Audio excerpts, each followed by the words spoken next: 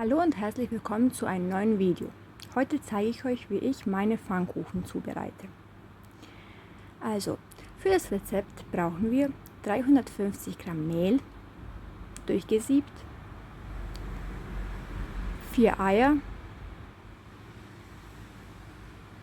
ein Glas Milch, ein Glas Wasser, Salz und Öl.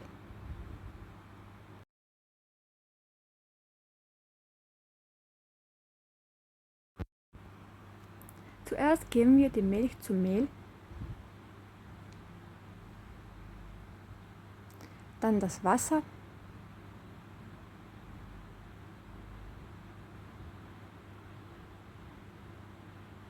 die Eier,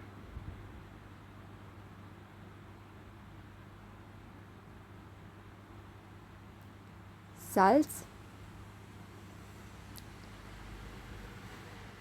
und zum Schluss noch das Öl. Nun mischen wir alle Zutaten gut miteinander.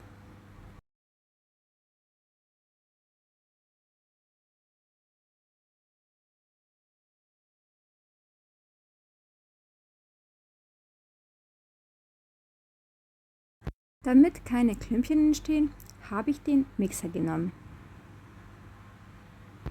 Und nachdem alles gut durchgemixt ist, können wir beginnen. Und nun geben wir den Pfannkuchenteig in eine vorgeheizte Pfanne.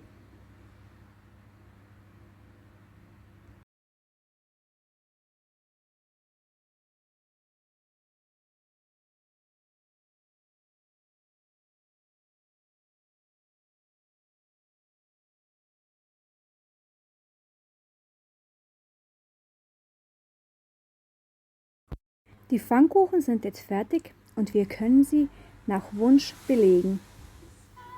Ich hoffe, dass euch mein Video gefallen hat und dass ihr mein Rezept nachmacht. Bis zum nächsten Video. Tschüss!